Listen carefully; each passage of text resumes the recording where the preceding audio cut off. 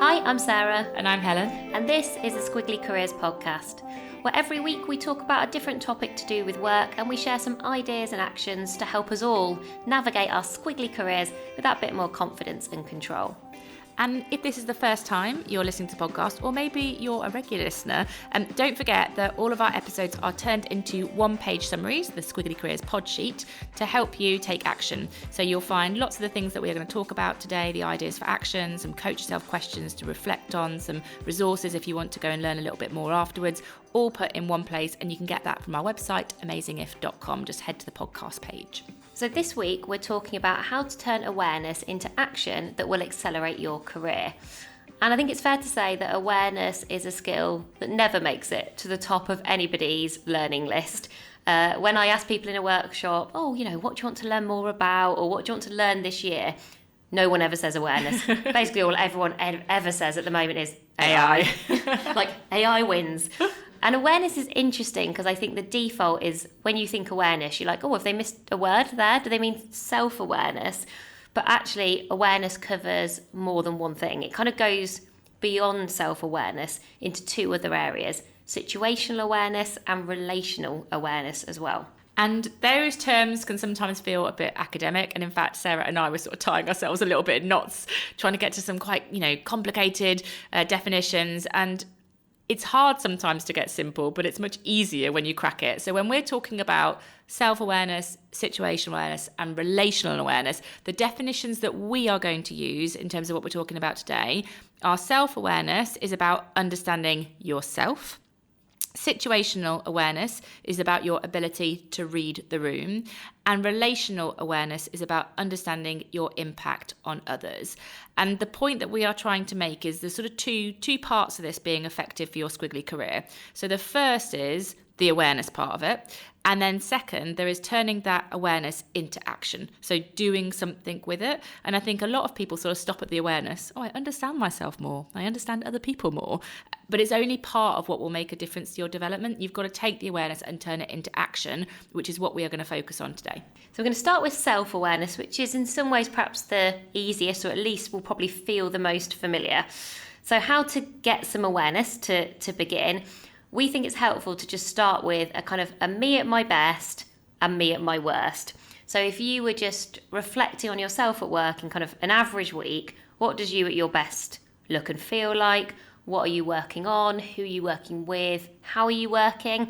And we all know when we have our worst moments, I think, or worst days, like what's happening, what triggers those moments, what in terms of your behaviours, like what might people see or what might they sense. And Helen and I actually did a fun little exercise here where she was almost like, when you do those pictures where you fold over one section and then someone draws the next bit, like the head, and then you fold it over and someone draws the neck, someone else draws the body. Well, we had a kind of one-sided bit of paper was like a smiley face and a sad face. So I wrote me at my best, me at my worst, and Helen did the same. And then we swapped and gave them to each other. And then we compared and contrasted our answers, which actually were scarily accurate. Now, just watch out on this. So I think Helen and I can do this, but even I paused before writing Helen at her worst, just because it did feel quite harsh. So we thought it might be more realistic, probably, as a bit of a reframe. If you're going to ask somebody else this, you've already figured out where you think you're at your best and where you think you're at your worst. If I was going to do this with someone probably in our team, and even then I know those people pretty well, I'd probably say, where do you see me at my best? That's fine. And then I think my second question would probably be, when do you think I might get in my own way? Rather than when do you see me at my worst? Just to make it a bit more real. So I wrote what I wrote for my own thoughts on when I'm at my worst. I wrote when I make mistakes and because I'm saying yes to too many things. That was kind of me at my worst self-perception. And then Sarah wrote, when does she think I'm at my worst? When you say yes to lots of stuff and then complain about it. But obviously, I don't really mind Sarah writing that at all because I know it's meant with good intent and Sarah knows me very well. But I do think, you do need to perhaps be sensitive to some people that might take that the wrong way. So I think Sarah's sort of slight reframe of when do you think I might be getting in my own way is a little bit softer. What I like about this exercise as well is it's really quick. Like we did it because we're together today, so we just wrote it on a piece of paper and like Sarah said, we folded it over and did the big reveal. But you could just do, you could just do it as like a Teams message or something like that. I think the quicker it is, the easier these things are to do. It doesn't, you don't want this to feel like you're filling in a form or it's this big reveal at the end of a year. It's a quick bit of insight about you and your impact from somebody else's perspective.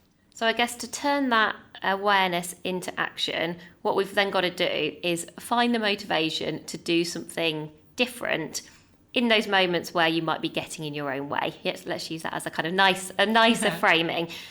Obviously, the other thing not to be forgotten is keep doing what you do well. Sometimes I think we jump straight to the, I need to be even better in this area, or I've got to make a change. But there will also be lots of things that you are doing right. And that doesn't always happen just naturally or by accident. You're probably doing lots of that intentionally, so keep doing that.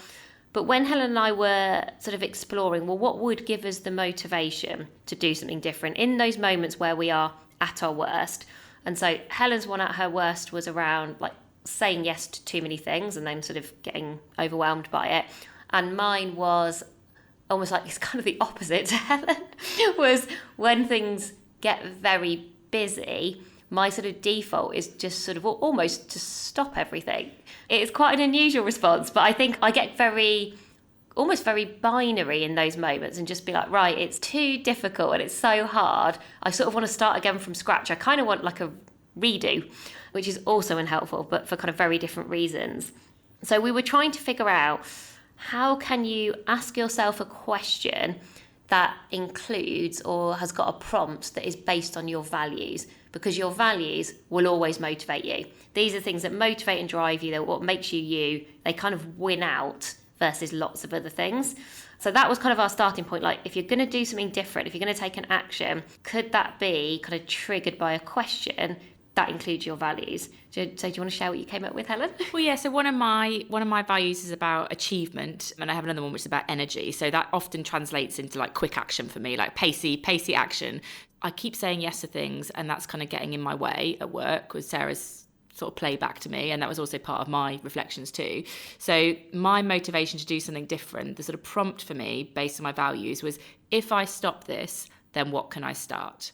Because I'm actually really motivated by taking action, doing things with energy. So actually stopping saying yes to this and then thinking, well, what can I start instead? Or what can I, do with this time that I've got because I said yes to this? I find that quite motivating. And mine was, let's imagine we've got almost like too much work on and maybe it just feels a bit, I think it's sometimes when I feel a bit trapped by the busyness. If I asked myself, what am I learning from this work? That would really help me, because one of my values is learning. And I think often when I look for the learning, or I feel like, I'm progressing my learning in some way, then I'm just automatically much happier and much more up for things. So rather than just sort of thinking, I need to do something dramatically different, which actually is often really demotivating, because usually you can't do that. It actually results in inaction, because I'm like, well, you can't just wave a magic wand and everything in your diary disappears. And so all that happens is that you keep feeling demotivated. Whereas actually, if I ask myself just, well, what am I learning from all this work that we're doing? Like the other week, for the first time, I did a workshop where I had people doing BSL, which is British Sign Language, live during my workshops. I was really distracted by how brilliant they are, and then also slightly worried. I was like, how good is what I'm saying right now? And do I really want this translated? But they were incredible. So I was like, I'm learning, like there, I was actually learning to slow down, because I was very conscious of like people trying to keep up and then sign. And they were like, oh no, do it all the time. So that's the action there, is when you've kind of done the me at my best, me at my worst, and also asked other people for that feedback as well, then figuring out, can you come up with almost this propelling question that includes your values, which I suppose, none of us are perfect. I don't think that's ever the aim. It's never to beat ourselves up, but it is in the spirit of thinking, well, it would be even better if I asked myself, what am I learning, rather than just stay demotivated. Yeah. Better for me, better for the people around me. I find it really useful, because you and I both said, I had said, me at my worst is saying yes to me things, and you said that too. And so therefore not doing anything about that now makes me feel like I'm accepting something that isn't working well. I know it and you know it. So actually, I find that exercise really helpful. So So the second feature of awareness that we are going to focus on is situational awareness, which is all about your ability to read the room or the Teams or the Zoom, like whatever situation you're in, basically. And before we get into it, if you are highly skilled with your existing levels of situational awareness, you might be able to hear a slight difference in mine and Sarah's voice. Why might that be, Sarah, for the highly situational aware listeners that we've got? Well, we were happily recording the podcast today, enjoying our conversation about awareness. Together for once. And we were together, which we were quite excited about. Then we got kicked out of the room, which I think everyone at this point goes, we've all been there. But the problem was there were no other rooms. We've had a slightly strange 3-hour gap, and now we're back for more. We're back and we're still talking about awareness. And so I think this often feels like quite a tough skill to know how to do. You appreciate that it's important, but you're like, well, what does this look like? So Helen and I were trying to think really practically. One question that I think is good to ask yourself is reflect on when you're in a meeting or any kind of moment, what's different today? I think the moments where my situational awareness is at its best is where I kind of spot signs or signals, like something doesn't feel the same as it might normally do. So that can sometimes be maybe a dynamic between two people, or it could be one person sort of showing up in a kind of slightly different way to how they normally are. But I think if you feel like you're like, oh, that's quite nuanced, and you probably do need to know people quite well to be able to do that, you can also ask rather than assume. So Helen and I were both saying we definitely have our own, actually different tactics at the start of, say, a workshop. So when we're doing a workshop, it's quite hard for us to read the teams. It's like you've often got hundreds of people. We don't know those people. Like I know if Helen feels a bit different today because I know her so well, but I don't know these 100 people who I might be meeting only for the first or second time. And so I think you can ask sort of tactical questions, which gives you a general sense of the vibe. So I will often get people to share a GIF that describes how their career has felt so far. And it's less about the exact GIF that I get back. It's more about how up for GIFs people are. If you feel like nobody's really sharing any, and then I'll be like, oh, you can always use a word. And you're just like, oh, I'm not getting very many GIFs. I might be like, okay, well, that tells me something about this group. Or maybe people are still trying to do other work at the same time, or they're still worrying about something on their to-do list. So I've not, I've not quite got everyone. If I'm not getting lots of kind of interaction early, I'm like, okay, well, something isn't quite clicking for everyone yet. Maybe they're a bit unsure. Maybe they're not that confident. Maybe they're struggling to kind of leave other work of the day behind. So it's quite a good way of me getting that situational awareness for a group I don't know. What do you do, Helen? Particularly if I'm is a session or a meeting that's sort of halfway through the week, I will often ask people to give me your week in a word so far. Yeah, that's really nice. It does one of two things. One, if people are really slow responding, I'm like, whoa, okay, this is going to be... I often think, back to situational awareness, I often think tone myself down. Like, because I'm quite an energetic, happy person, if I get a very slow, quiet response, I think happy Helen is probably just not what this group really wants. I sort of need to just tone myself down a little bit. Or sometimes I get lots of responses, but the words are, like overwhelmed, challenging, stressed, busy. And I'm back to situational awareness. I think, I need to meet them with a bit more empathy. What the thing that I'm talking about today, I need to set in their context. Whereas sometimes I get, excited, busy, fun, whatever, curious, whatever. I get different words and I'm like, okay, I can interact with this group in a slightly different way. So I find it a really useful question to ask. I mean, sometimes I just go really random. I never quite know what I'm going to say. It sort of depends how I feel in the moment. I do really early sessions sometimes because we do international work. It's typical. I'll be like, what's the weather like where you are in the first couple of meetings? But again, it's not the question. It's just more how much interaction I get back quickly. And that gives me a really good sense of where I might be starting from, rather than, to Sarah's point, just assuming that everybody feels like me in that moment, which I think sometimes is a lot of what we bring to meetings. Like, everyone feels like me, and therefore we're all going to interact the way I think we should right now. And I think when you've got that situational awareness, to turn that into action, The question to ask yourself is, how can I be useful now? Or how can I be most useful now? And that's where we've talked about this 3S model before. And I find this useful in all sorts of contexts, which is, sometimes if you just say to someone, well, how can I help you? Or how can I be useful? It's maybe still quite hard for people to know how to answer that question. Or you get the typical answer of, oh, nothing, I'm fine. And I read some brilliant research on I'm fine last week, where it said something like it's the most common response if you ask someone how they're feeling, but only 19% of people are actually telling the truth. So everybody else, let's say 70% of people are like, yeah, I'm fine. Actually, only 19% of them are actually fine. Everyone else is either like annoyed or frustrated or whatever. Whereas if you say, what would be useful for you? Can I listen a little bit more to what's going on? So a bit of support. Do you need a sounding board? Do you want to run those ideas past me? Like, would that be useful? Or are you feeling a bit stuck? And actually, do you want some suggestions from me that might help to get you started? I think if you don't have to use those exact words, but I was thinking today, Ian, Helen and I had a situation today where we spent time with somebody and we were reflecting on, they were a bit different to maybe how they might normally be and how they kind of showed up. And then we were sort of working through what do they need the most? Like probably the last thing this person would have wanted would be like, I don't need ideas, I don't need solutions, I just need a bit of support. Sometimes you just need someone to be a bit empathetic and to listen. Sometimes people don't want you to ask questions. They just want you to say like, oh, it sounds like you're having quite a hard time at the moment. I hope you're okay. And like zero expectation of like, I'm not making anyone do any work. I'm not making anyone answer a question. That can actually sometimes feel hard to do. But sometimes people are just not up for it. And I also, on this one, tend to give people options. Sometimes I'm like, I can't quite work this out, but I know they're not quite right. Because, sometimes you're in a meeting, you're like, oh, we can just carry on as normal, everything's fine. And maybe I'll ask a question or I'll just get a little bit of a sense that something else is going on. And that's often where I will present options to people. So, okay, we've got a couple of things that we need to cover today. Where do we want to start?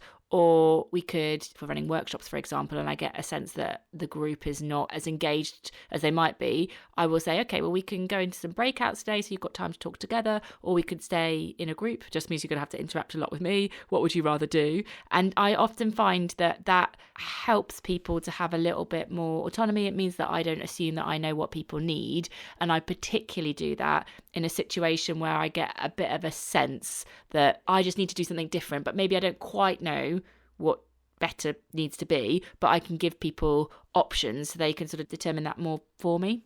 Yeah, I do think this idea here of like, can you give people a couple of choices where they can say, oh, actually, it's more of this and less of that.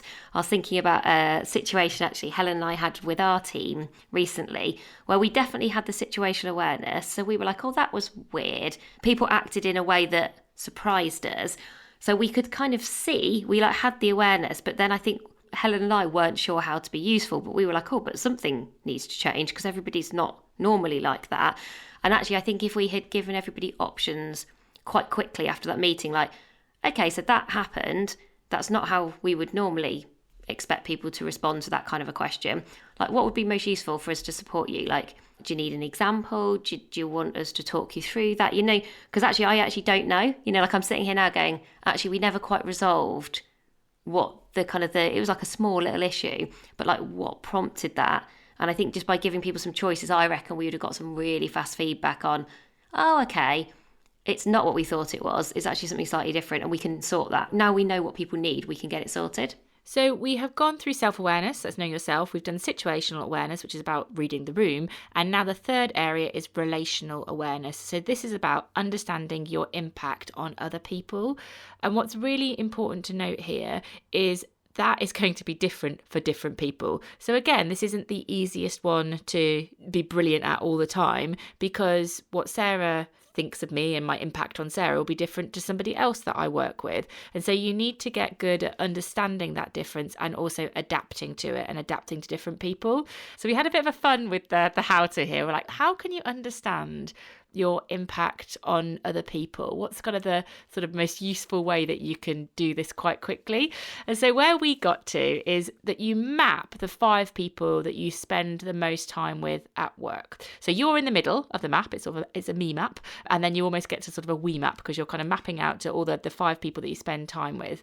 And what you reflect on with these 5 people that you spend time with, is whether you think you are a good versus bad influence on them at work. Now, that doesn't necessarily mean you're like leading them astray.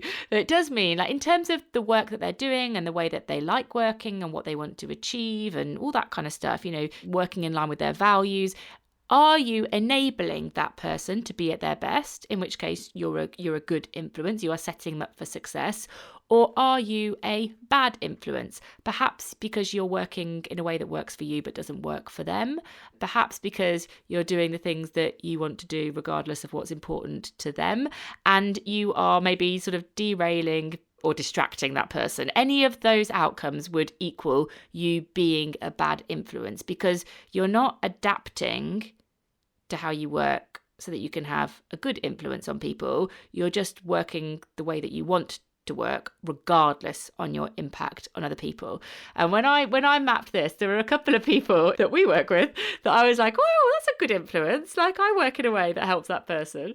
And then there were some other people that Sarah and I were like, maybe I'm a bad influence because I make it hard for that person to stay boundaried. Like, for example, because I work in a very unboundaried way, like I have an idea and I want to make it happen at any time of the day, any day of the week, that for somebody that might also struggle with their boundaries, I'm a bad influence on that person because I make it hard for them to work in a way that works well for them because I'm just working in the way that I want to. And so for that, for the certain people, I'm a bad influence. Certain people, I'm a good influence. It just means that I might need to adapt a little bit more. And so here, I think the tightrope to walk is, I guess, what we don't want to do. We're not saying that you should change yourself for everybody else all of the time, because then I just think you can get yourself in a right mess if that's the conclusion you come to. If Helen tries to please everybody else, you'd be like, oh, but then you sort of lose a sense of self, like kind of what makes Helen brilliant. So I think these are often kind of small, subtle changes that you make while still being you. So to take that example of Helen knows that she likes to work in an unboundaried way, and that works for her, and she loves freedom, and that's kind of her style. But when she knows she's working with somebody else who also isn't very boundaried, but actually would like to be, she might just have kind of small changes that she makes where she's like extra clear on things like deadlines or when something needs to get done by. Like, that would be really useful for somebody who needs to get better at boundaries, because the most likely thing that person would do is go, okay, yeah, I'll do it now. And actually, I'm thinking about that same person. I'm always really clear with that person, like, when does that need to get done by? Because their automatic reaction will be to like drop everything and help. And I'm like, okay, well, you don't need to do that. You've got 3 days. And they're like, oh, I'm like, yeah, it's fine. But I'm naturally much more boundaried, so that you can kind of be helpful. So what we think is helpful to do here, kind of 2 things.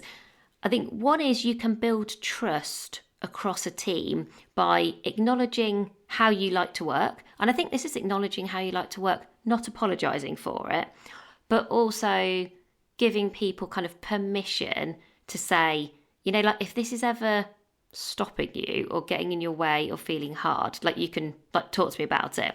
So like if it was Helen saying, yeah, typically I like to work with lots of pace and I like to make things happen, I love prototyping and action, you're like, well, that's great. But she might say, but I do know at times that can feel overwhelming, always on, and a bit relentless. If it was me, Sarah's allowed to say. Yeah. For me, I'm somebody who I typically like to work in a way where I come up with lots of ideas, and I definitely have more ideas than answers during conversations. And I think sometimes my brain goes to lots of different places, which is great because it creates new connections. But I do know that can feel unstructured.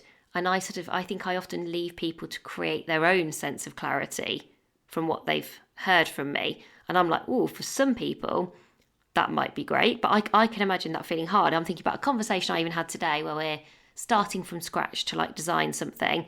And what I sort of do is throw lots of thoughts at somebody. And I'm like, oh, I wonder how that feels. Like having all of those. For some people, they might be like, it's great.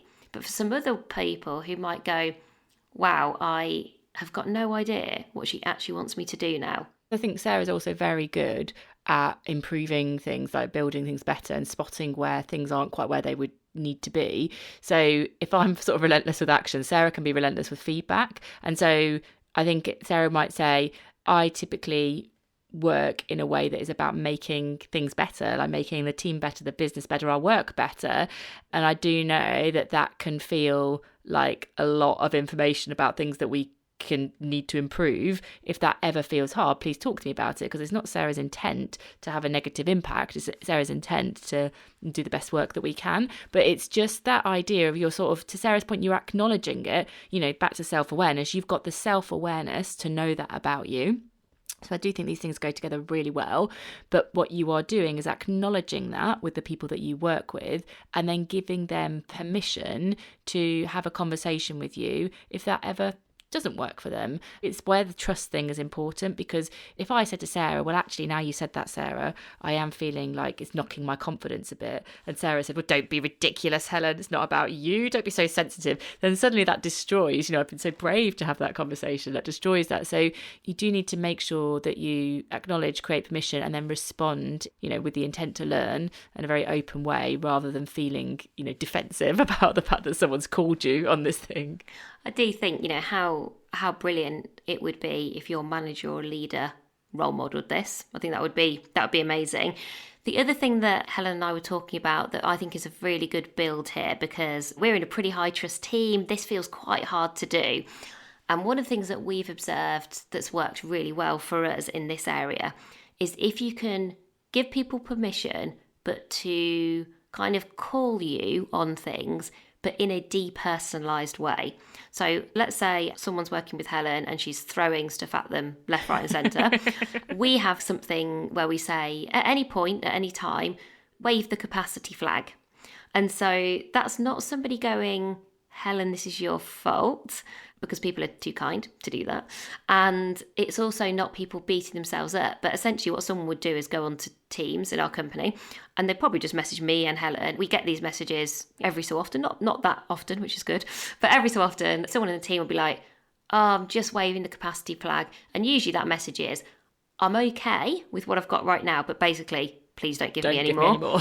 and we both always respond to those really positively, going, that's so useful to know. Thank you for taking the time to tell us and for recognising that. So that's a good example of one mechanism, I guess, that we've come up with that is kind of a way of us understanding our impact on others. We also have, in our Monday meetings, we have priorities, high energy moments, and we do say any red flags for the week ahead. And often, again, red flags for the week ahead really help you when you're thinking about your impact on others. So if I know somebody has got, I don't know, loads of stuff outside of work happening in a week that sounds pretty hard, I might think this might not be the week to go really big on feedback. I can happily critique things in terms of go through things and be like, oh, there's 10 things that we could make better, but maybe this is not the time to do that. Maybe I go, I'm going to pick the 3 things that I think we need to make better now, because we need to do that. But actually, do you know what? The other 7 can wait for next week, where somebody might have the energy to absorb those things, because actually there's no point me doing it anyway. If someone's not ready and open to, they're not in the right mindset, you're just making somebody feel worse. So I think anything that you can do as a team to just be like, oh, what are those? They're like rhythms and rituals, aren't they? And also using words and language to go, oh, we don't want to pick on people, because really, you'd never be like, oh, you're a bad influence on me. We never really want to do that. Oh, you're a good influence on me. I think that can make this a lot easier, and it's a really easy thing to experiment with. So that is the end of our 3 different types of awareness. There is quite a lot of reflection in here, but the point really is to make sure that you are then acting on that. And the benefit of doing that is that you build better relationships, that you increase your impact, and that you're also sort of closing the gap between how you want to be seen and how other people see you. So there is a really big payoff of doing this. It might just take you a little bit of time to kind of think about, where am I starting from, and then to take action in the 3 areas that we've talked about. Yeah, because I think it is quite a high bar that we've set for ourselves and our listeners this week, because even as we were going through it, I could definitely spot gaps in the link between awareness and action, where I was like, oh, I've got that awareness, but I didn't actually take any action. Oh, yeah, I can see that actually I knew that wasn't quite right, but then I didn't really turn that into anything. So I think this is quite a tough skill. It's quite a sophisticated skill that definitely goes beyond just self-awareness.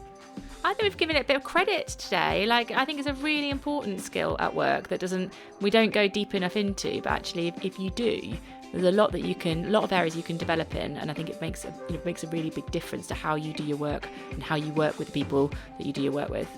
So that's everything for this week. Thank you so much for listening, and we'll be back with you again soon. Bye for now. Bye everyone.